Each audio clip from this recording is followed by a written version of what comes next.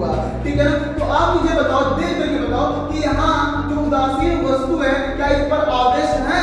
तो आप कहोगे जी सर हाँ होते हैं, हर एक उदासीन वस्तु पर आवेश होते हैं। हेलो मेरे प्यारे दोस्तों, कैसे हो आप लोग? आई होप आप लोग बहुत बढ़िया होंगे।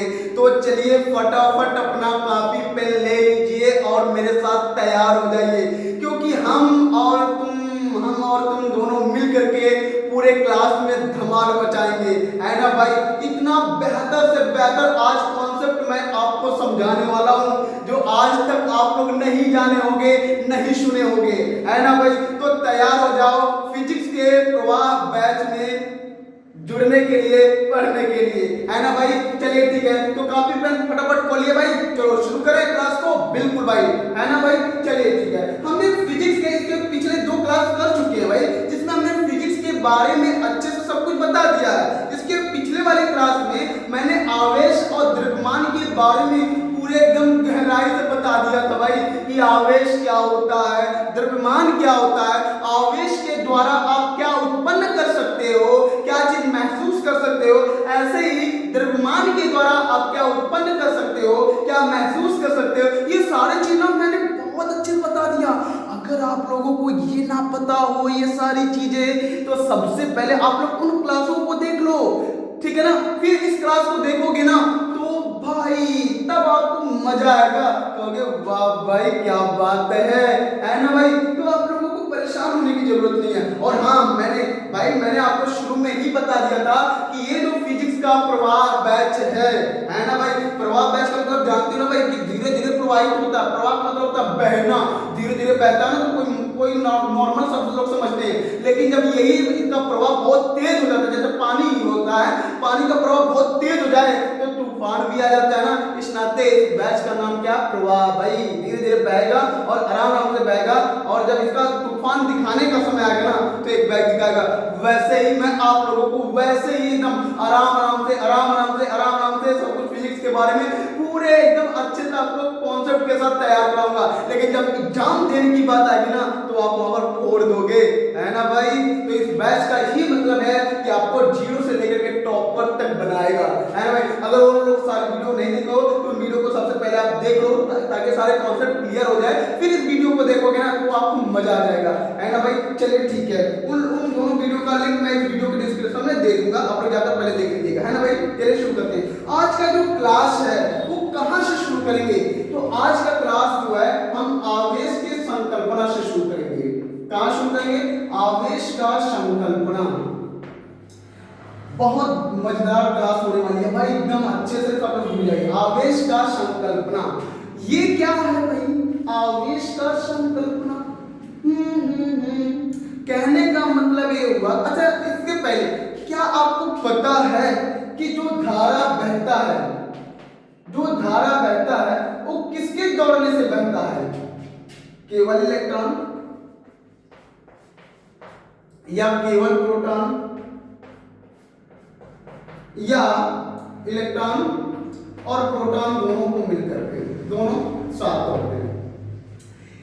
धारा जो प्रवाह होता है वो केवल इलेक्ट्रॉन के दौड़ने से होता है, या केवल इलेक्ट्रॉन के प्रवाहित होने से होता है, या केवल प्रोटॉन के प्रवाहित होने से होता है, या केवल इलेक्ट्रॉन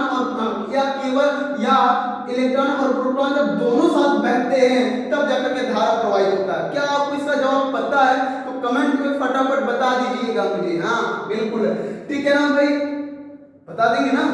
बिल्कुल। तो मैं आपको बताऊं, अगर ठीक है ना, मैं आपको बताऊं कि जो धारा बहता ना वो केवल इलेक्ट्रॉनों के प्रवाह से ही बहता है। जब इलेक्ट्रॉन बहुत सारे इलेक्ट्रॉन जब बहुत तेजी से बहते हैं तो क्या बनता है भाई? धारा बनता है। और ना आया कि नहीं आया? आया ना भाई? हाँ बिल्कुल। तो मेरा सवाल ये, संकल्पना का मतलब यही है, इस टॉपिक का मतलब यही है। ये कहने का मतलब क्या है? ये टॉपिक आपसे पूछना क्या चाह रहा है, बताना क्या चाह रहा है, इसको समझो। आवेश का संकल्पना का मतलब ये है कि भाई मैं भी यही पूछना चाह रहा हूं कि भाई जो धारा बहता है वह इलेक्ट्रॉन के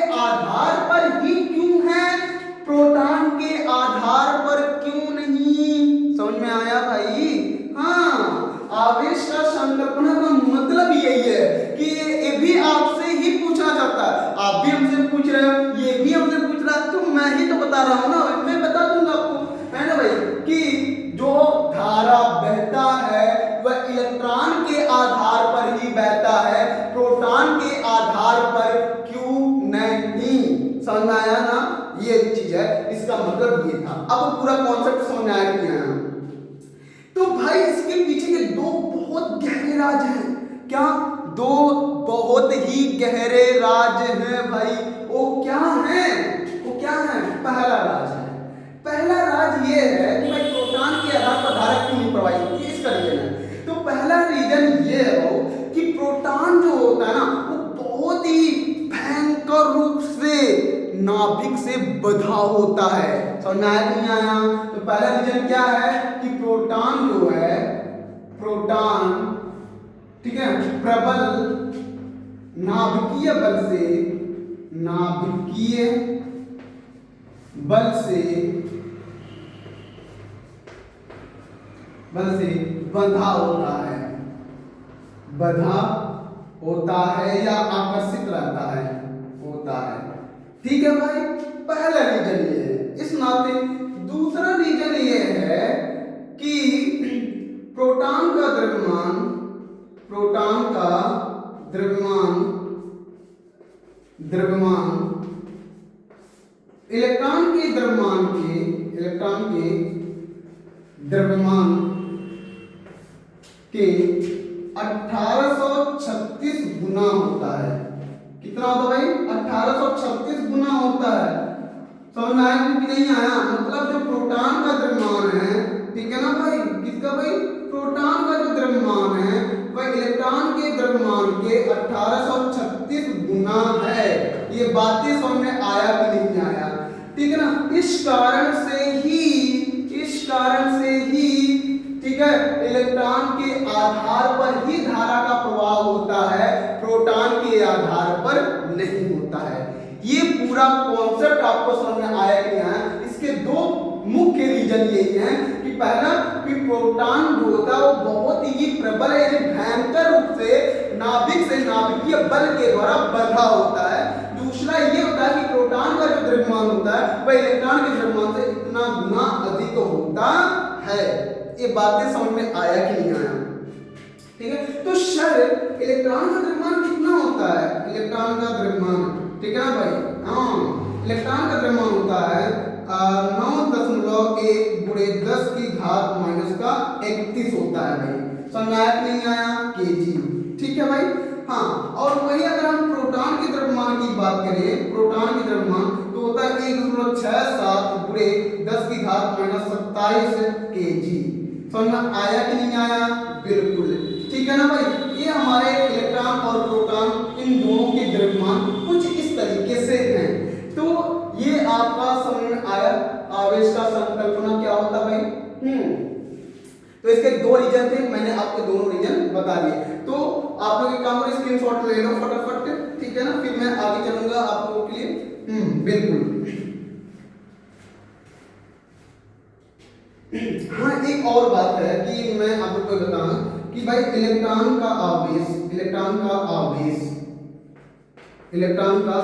जो होता है वो होता है माइनस का 1.6 गुणे 10 की घात माइनस का 19 होता है। और यही प्रोटॉन का जो आवेश होता है, प्रोटॉन का आवेश ये होता है आपका 1.6 गुणे 10 की घात माइनस का 19 कूलाम होता है भाई। समझ में आया कि नहीं आया? दोनों परिमाण में तो बराबर होते हैं, लेकिन चिन्ह में क्या होते हैं? विपरीत होते हैं। ये बातें समझ में आया कि ना? तो हाँ, यहाँ तक पूरा क्लियर हो गया भाई? चलिए ठीक है, स्क्रीनशॉट ले लीजिए फटाफट, फिर आगे चल रहे हैं हम लोग। अब अगला चीज क्या है? अगला चीज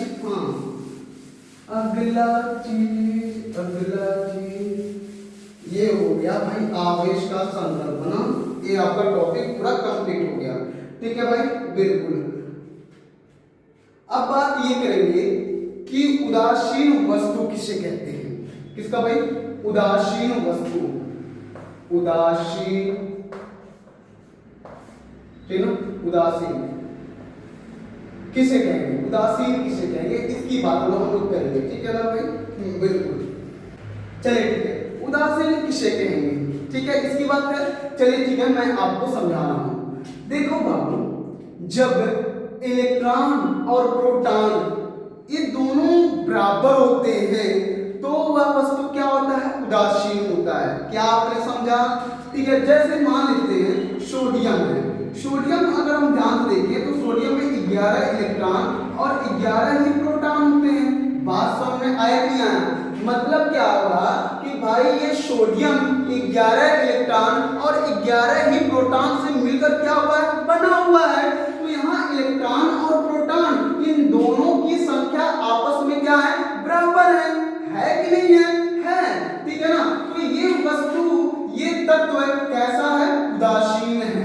कैसा है भाई, उदासीन है। तो उदासीन किसे कहेंगे? जब किसी पदार्थ के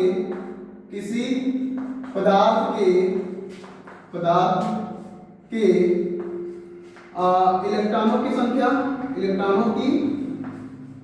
की संख्या तथा प्रोटॉनों की संख्या बराबर होती है, बराबर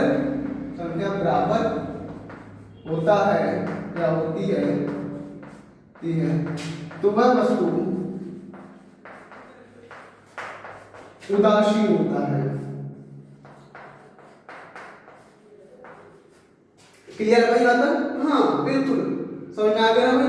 हाँ जैसे ये हो गया, फिर क्लोरीन हो गया। क्लोरीन जो है वो 17 इलेक्ट्रॉन और 17 ही प्रोटॉन से मिलकर क्या हुआ है, बना हुआ है। ये बातें समझ में आया कि नहीं आया? आपको मैं ऐसे बहुत सारे गहरे कॉन्सेप्ट समझाऊंगा भाई, बस ध्यान से देखते रहिएगा। ठीक है ना भाई? तो सीधा सा मतलब ये समझ लो कि जिस पदार्थ में इलेक्ट्रॉनों और प्रोटॉनों इन दोनों की संख्या आपस में क्या होगा, बराबर होगा, उसी को आप क्या कहोगे, उदासीन कहोगे। समझ में आ गया भाई? बिल्कुल। अब यहाँ से दो क्वेश्चन बनते हैं, दो क्वेश्चन। क्वेश्चन नंबर 1, क्या उदासीन वस्तु पर आवेश होते हैं?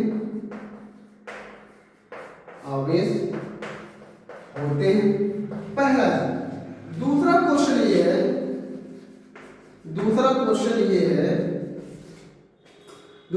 ये है क्या है भाई? दूसरा ये कि उदासीन वस्तु का नेट आवेश, नेट मतलब कुल होता है भाई ना, नेट यानी कुल आवेश कितना होता है? ठीक है भाई, दो क्वेश्चन है।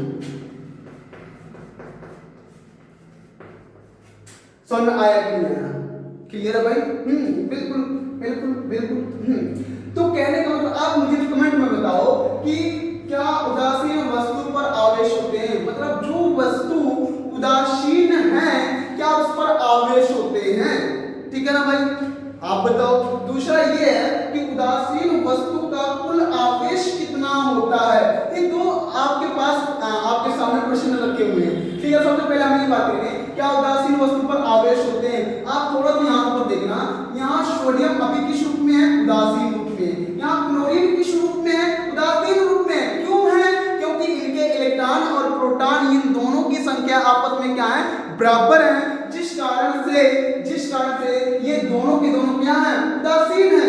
इसका मतलब सर हर एक तत्व उदासीन है? हाँ बिल्कुल उदासीन है, क्योंकि परमाणु क्रमांक का मतलब क्या होता है कि ये तत्व इतने इलेक्ट्रॉन और इतने ही प्रोटॉन से मिलकर क्या हुआ है, बना हुआ है। तो नहीं, तो जब इलेक्ट्रॉन और प्रोटॉनों की संख्या बराबर है तो हर एक तत्व क्या हो गया, उदासीन हुआ कि नहीं हुआ? जी बिल्कुल हुआ। ठीक है ना? तो आप मुझे बताओ, देख करके बताओ कि यहाँ जो उदासीन वस्तु है क्या इस पर आवेश है? तो आप कहोगे जी सर हाँ होते हैं। हर एक उदासीन वस्तु पर आवेश होते हैं। तो जैसे यहाँ आवेश कितना है, तो भाई 11 है। यहाँ आवेश कितना है, यहाँ 11 है।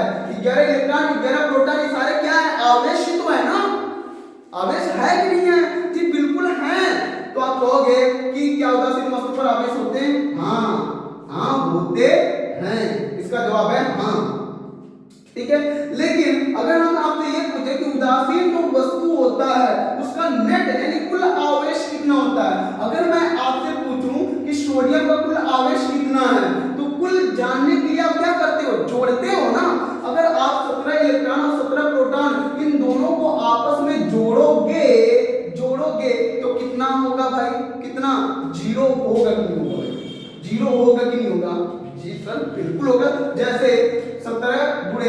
इलेक्ट्रॉन का क्या होता है भाई माइनस 1/6 गुणे 10 की घात माइनस का 19 है, और ये 17 गुणे प्रोटॉन का क्या होता है 1/6 गुणे 10 की घात माइनस का 19 है। तो भाई देखो ना सब कुछ सेम है, लेकिन चिन्ह यहाँ पे माइनस ये प्लस है, तो प्लस और माइनस दोनों क्या हो जाएंगे पूरे नेगलेक्ट हो जाएंगे कि नहीं हो जाएंगे, हो जाएंगे सर, जीरो हो जाएंगे। समझ में आया कि नहीं आया? तो उदासीन जो वस्तु होता है उसका नेट आवेश कितना होता है, शून्य होता है। ये बातें आपको समझ में आया कि नहीं आया? समझ आया? तो आप इस तरीके से भी परिभाषित कर सकते हो उदासीन वस्तु को कि जिस वस्तु का नेट आवेश शून्य होता है उसे ही उदासीन वस्तु कहते हैं। आप यहाँ पर लिख भी सकते हो, यहाँ पर लिख भी सकते हो कि जिस वस्तु का या जिन वस्तुओं का, ऐसे लिखो, जिन वस्तुओं का, अथवा करके परिभाषा लिख देना, जिन वस्तुओं का नेट आवेश शून्य होता है, शून्य होता है, उन सभी वस्तुओं को, उन सभी वस्तुओं को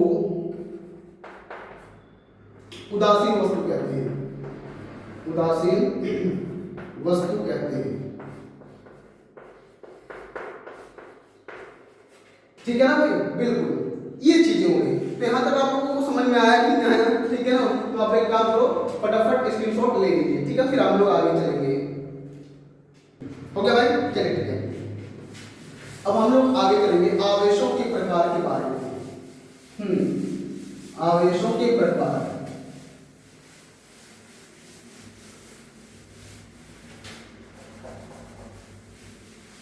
चलिए ठीक है भाई, आवेश के प्रकार।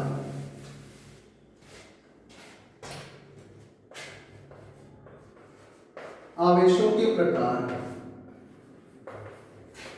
ठीक है भाई? बिल्कुल। टाइप्स ऑफ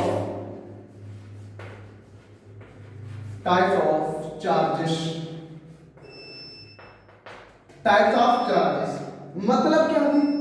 आवेश कितने प्रकार के होते हैं इसकी बात हो रहा भाई, ठीक है? तो आप लोग अच्छा जो हालांकि पढ़े होंगे कि सर आवेश तो 2 प्रकार के होते हैं। अरे भाई रुक जाओ, ठीक है ना? इस क्लास का मेन मकसद क्या है?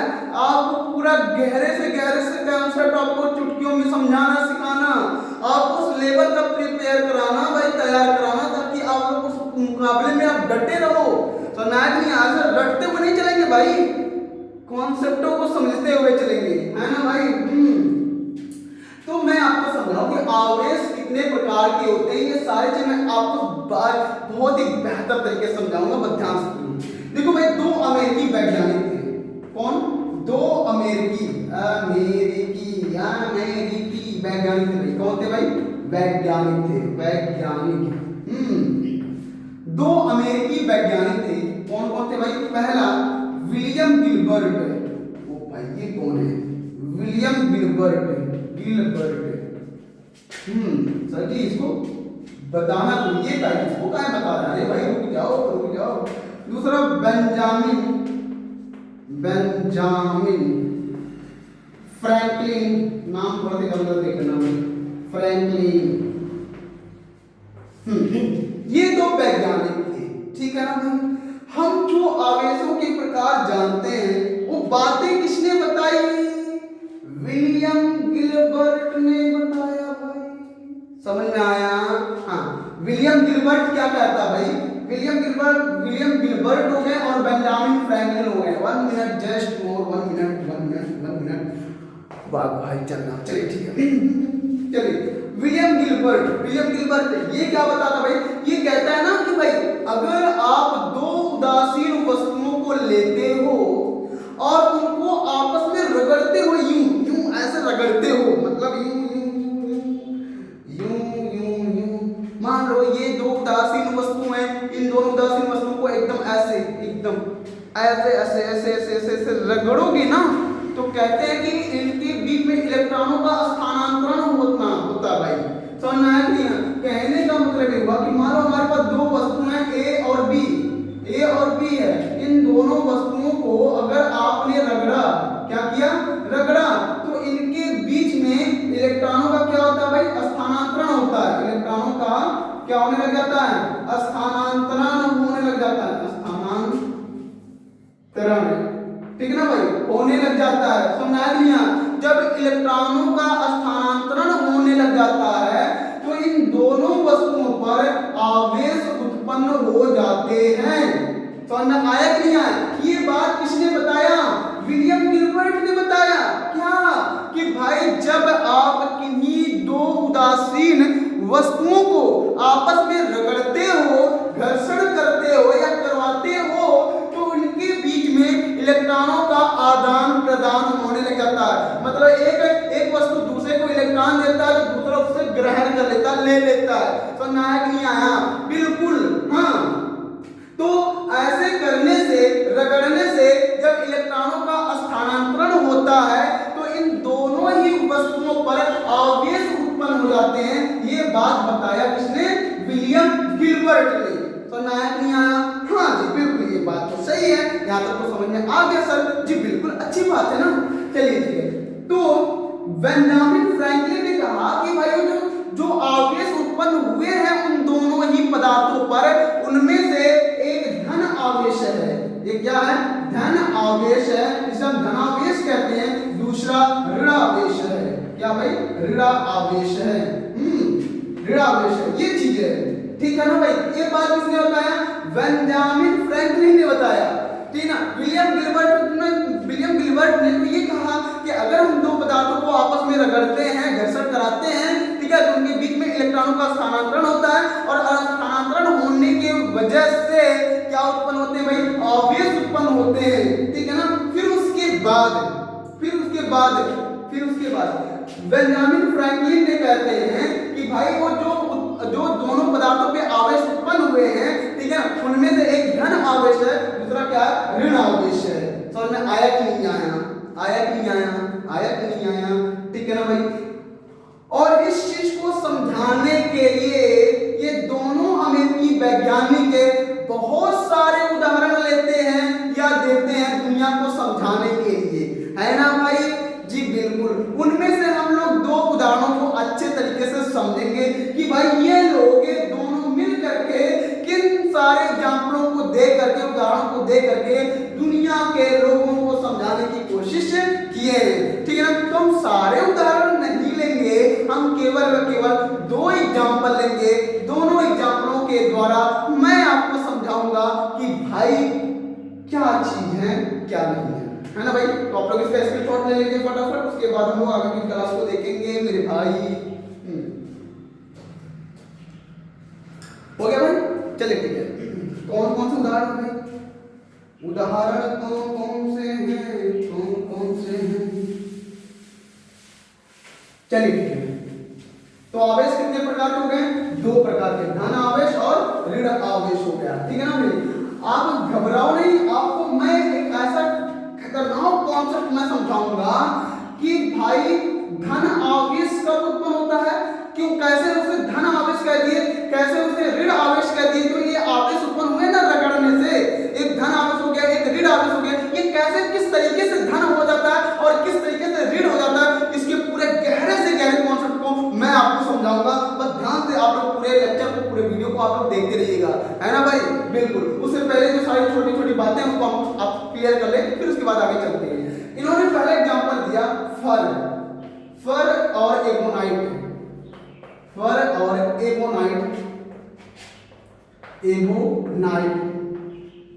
की क्षण, पहले एग्जांपल दिया। दूसरा एग्जांपल इन्होंने दिया रेशम और कांच। दो एग्जांपल मैं आपके सामने रख रहा हूं, फर और एगोनाइट की क्षण। ये क्या हुआ है? तो ध्यान, फर का मतलब होता है मरे हुए जानवरों की खाल, मरे हुए जानवरों की खाल, जानवरों की खाल। इन्होंने कहा कि अगर आप मरे हुए जानवरों की खाल, या लोग कहते हैं ना बिल्ली की खाल, या बिल्ली की खाल, कोई भी है यार, हम जो भी कह सकते हो, हम ये कहेंगे कि इन्होंने क्या एग्जांपल दिया अपने चीजों को समझाने के लिए लोगों को, और करके समझाया, उसने करके दिखाया भी। लेकिन नहीं सकता, समझ लीजिए, है ना भाई। तो क्या उन्होंने करके दिखाया, उन्होंने मरे हुए जानवरों की खाल ली, जानवरों की कोई भी खाल ली, उन्होंने बिल्ली की खाल ले ली। बिल्ली की खाल लेने के बाद ये मान लो ये बिल्ली की खाल है, ये क्या है भाई, बिल्ली की खाल है, मैं ऐसे बना देता हूँ, बिल्ली की खाल है ये, ओ भाई ठीक है ना भाई, ये बिल्ली की खाल है। इस बिल्ली की खाल से जब हम एबोनाइट की छड़ को आपस में रगड़ते हैं, इन दोनों को आपस में खूब बढ़िया से यूं यूं यूं यूं यूं रगड़ते हैं, तब इनके बीच में इलेक्ट्रॉनों का स्थानांतरण होने लगता है। क्या होने लगता है भाई, इलेक्ट्रॉनों का स्थानांतरण होने लगता है। कैसा स्थानांतरण होने लगता है भाई, तो कैसा स्थानांतरण होने लगता है, एक मिनट,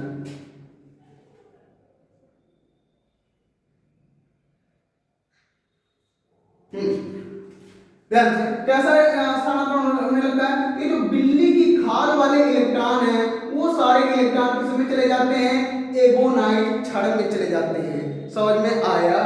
जब इन्होंने कहा कि भाई देखो, जब हम मरे हुए जानवरों की खाल से एबोनाइट की छड़ को आपस में रगड़ते हैं तो इनके बीच में देखो इलेक्ट्रॉनों का स्थानांतरण हुआ, कहां से कहां गया, तो इन्होंने कहा कि जो मरे हुए जानवरों की खाल है या बिल्ली की खाल है, इसके खाल के जो इलेक्ट्रॉन है वो किस में चले गए, किस में चले जा रहे हैं, किसमें, एबोनाइट छड़ में। समझ में आया कि नहीं।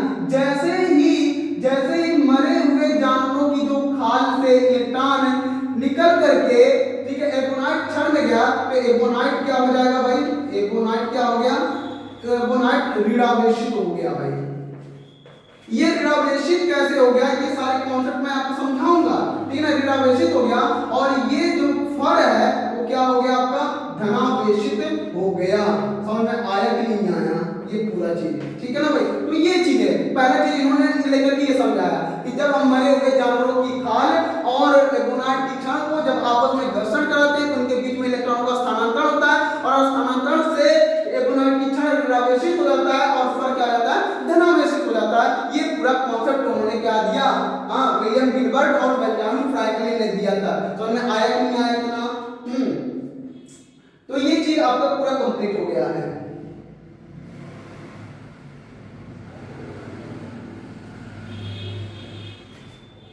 समझ में आया। फिर इन्होंने दूसरा एग्जांपल दिया रेशम और कांच का, ठीक है ना। इन्होंने फिर यहाँ पर भी बताया कि अगर ऐसे ही हम रेशम और कांच इन दोनों को भी आपस में रगड़े, घर्षण कराएं, तो इनके बीच में भी इलेक्ट्रॉनों का क्या होता है, स्थानांतरण होता है। मान लो ये रेशम है, ये रेशम है, ये रेशम है, ये रेशम है। समझ में आया कि नहीं आया भाई, हाँ बिल्कुल है। और ये क्या है, कांच का क्षण है, ये कांच का क्या क्षण है, ये कांच है। समझ लो, जब हम इन दोनों को आपस में यूं पकड़ के खूब बढ़िया से रगड़ते हैं ना, तो इनके बीच में भी क्या होने लगता है, इलेक्ट्रॉनों का स्थानांतरण होने लग जाता है। कैसा होता है भाई, ध्यान से देखो, कांच के इलेक्ट्रॉन रेशम में जाते हैं, कांच के इलेक्ट्रॉन किस में जाते हैं भाई, रेशम में चले जाते हैं, और कांच के इलेक्ट्रॉन जैसे ही रेशम में गए, रेशम क्या हो जाएगा, ऋणावेशित हो जाएगा। रेशम क्या हो जाएगा भाई, ऋणावेशित हो जाएगा। समझ में आया कि नहीं आया, हाँ जी बिल्कुल। और ये कांच कैसा हो जाएगा, धनावेशित हो जाएगा। समझ में आया कि नहीं आया। तो ये दोनों एकदम, ये ऋणावेशित धनावेशित कैसे हो रहा है, इसके गहरे से गहरे कॉन्सेप्ट को हम लोग समझेंगे भाई, बस वेट करो ना, मैं सब कुछ आपको समझाऊंगा, है ना भाई। मेरा जिम्मेदारी है यार, हम दोनों की मेहनत, हम दोनों मिलकर मेहनत करेंगे भाई, है ना भाई। तो ये बात समझ आया नहीं आया कि मरे हुए जो जानवरों की खाल से रगड़ोगे तो ऐसा इस तरीके से इलेक्ट्रॉन स्थानांतरित होंगे, और रेशम और कांच को जब आपस में रगड़ोगे तो इनके बीच में इस तरीके से इलेक्ट्रॉन स्थानांतरित होंगे, और जिसके वजह से रेशम कांच इस तरीके से ऋणावेशित और धनावेशित हो जाते हैं। ये पूरा कॉन्सेप्ट आपको क्लियर हुआ कि नहीं हुआ, पहले आप यहाँ तक देख लो, ठीक है। यहाँ तक समझ में आ गया भाई, कोई डाउट नहीं है, दिक्कत नहीं है, ठीक है। ये तो ये होगा। अब ये दोनों मिलकर के फिर आगे कुछ बताते हैं, क्या बताते हैं इसको भी समझ लेते हैं, सुन लेते हैं भाई, सुनिए जो भी बातें फिर नोट ले लेना भाई, मैं भूल गया बताना, ले लिए होंगे आप लोग, अच्छे बच्चे हैं आप लोग, अच्छे दोस्त हैं हमारे, आपका बड़ा भाई साथी, चले ठीक है। ये दोनों बताते हैं आगे, क्या बताते हैं कि इन दोनों आवेशों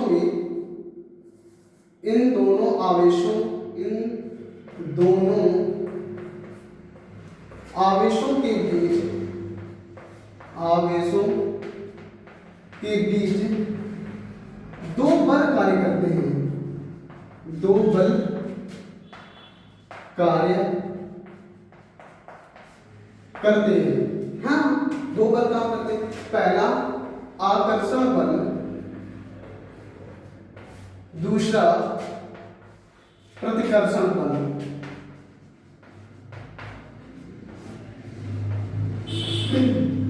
ठीक है भाई, चलिए ठीक है। आकर्षण बल या प्रतिकर्षण बल, दो प्रकार के बल काम करते हैं। ये बेंजामिन फ्रैंकलिन और विलियम गिलबर्ट ने बताया, ठीक है ना। अब हम बात ये करेंगे कि किनके बीच आकर्षण बल काम करता है और किनके बीच प्रतिकर्षण बल काम करता है। तो इसके लिए आप ये समझ लीजिए, ठीक है ना भाई। हाँ भाई, तो पहला कॉन्सेप्ट ये है, कॉन्सेप्ट समझ लो या परिभाषा जो भी है, कॉन्सेप्ट ये है कि भाई विजातीय आवेशों के बीच, विजातीय का मतलब क्या होता है भाई, दो विपरीत आवेश, या विजातीय कह लो या विपरीत कह लो या उल्टे कह लो, ये आपके ऊपर डिपेंड करता है।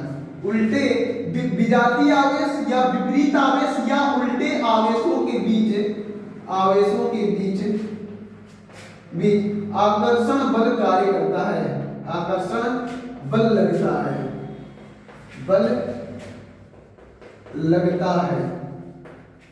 मतलब अगर एक प्लस का आवेश है और एक माइनस का आवेश है तो इन दोनों के बीच में कौन सा बल काम करेगा, आकर्षण बल काम करेगा।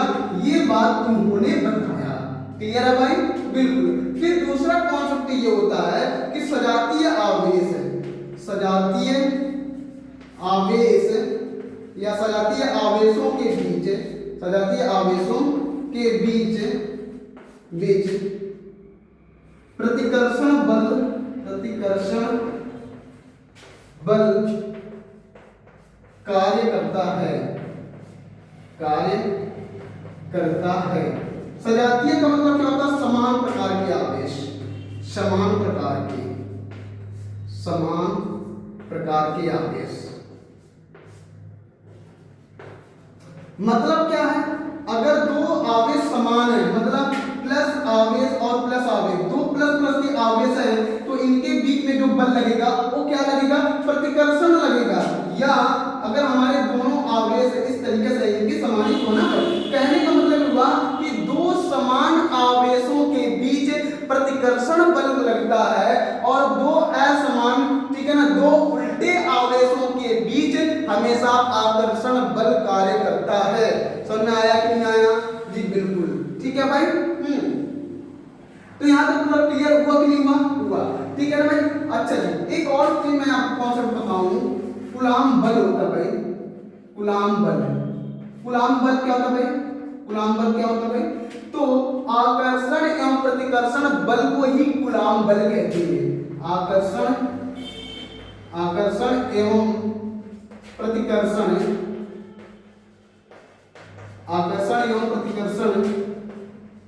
बल को कूलाम बल कहते हैं।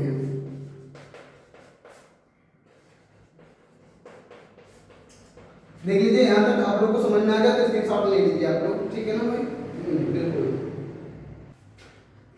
ठीक है भाई। यहां तक हो गया, चलिए आगे आप देखते हैं। तो यहां तक आप लोग स्क्रीनशॉट ले लीजिए, फिर हम लोग आगे चलेंगे। आपको एक एक चीज आपको एकदम अच्छे से पूरा समझाऊंगा भाई। यहां तक मजा आया कि हाँ भाई, चलिए ठीक है। अब कुछ दो चीजें हैं उसको भी समझ लेते हैं। पहला है घर्षण विद्युत। क्या भाई, घर्षण विद्युत, एक मिनट चाहिए, घर्षण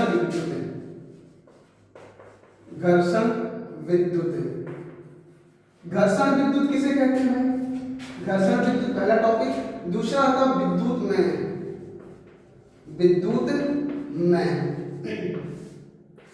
ये दोनों टॉपिक मैं आपको बहुत अच्छे समझाऊंगा, ध्यान से देखिएगा, है ना, आपको बड़ा भाई समझाएगा बढ़िया से। घर्षण विद्युत क्या होता है भाई, जब हम किन्हीं दो उदासीन वस्तुओं को आपस में रगड़ते हैं तो उनके द्वारा क्या होता है भाई, आवेश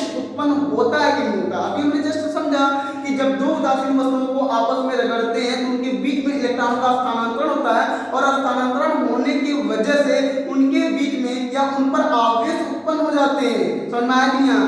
तो घर्षण करने से जो आवेश उत्पन्न होते हैं उन्हें ही घर्षण विद्युत कहते हैं। इस बात को लिख लीजिए, घर्षण के द्वारा जो आवेश उत्पन्न होते हैं उन्हें घर्षण विद्युत कहते हैं। ये भी है, घर्षण विद्युत कहते हैं। समझ में आया कि नहीं?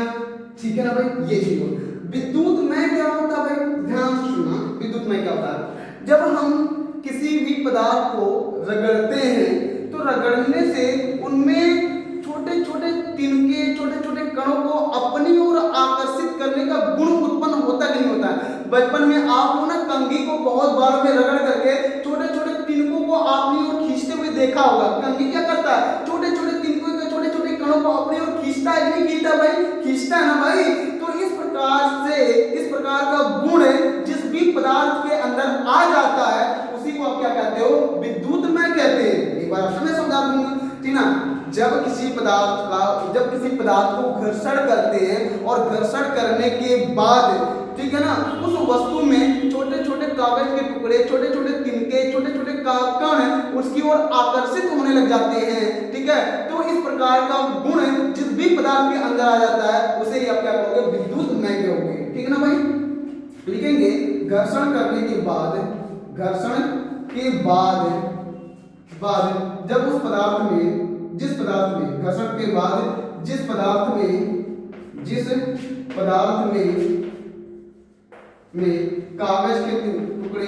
कागज के बारीक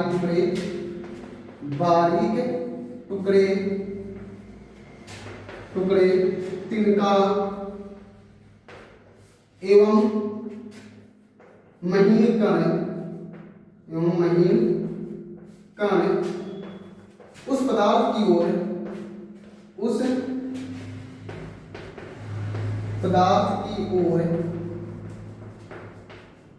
आकर्षित होने लगते हैं,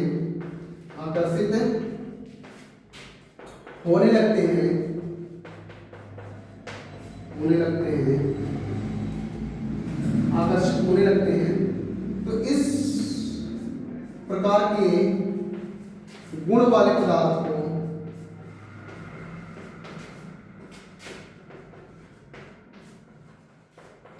को विद्युत में कहते हैं।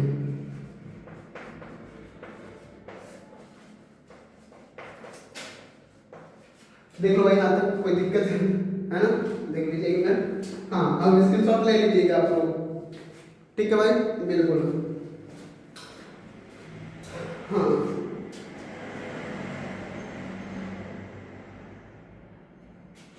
ठीक है भाई, तो आज के लिए हम लोग क्लास को यहीं पर ब्रेक करेंगे। ठीक है, और हाँ, वीडियो आप लोगों को पसंद आया हो तो लाइक, सब्सक्राइब, कमेंट जरूर कीजिएगा और वीडियो को बहुत सारा प्यार दीजिएगा। ठीक है ना भाई? ताकि हम सब लोग मिल करके एक ऐसे शिक्षा का माहौल बनाएं ताकि हर एक बच्चा, गरीब से गरीब बच्चा अच्छे से पढ़ सके, मेहनत कर सके। आज के लिए इतना ही, धन्यवाद, बेस्ट ऑफ लक।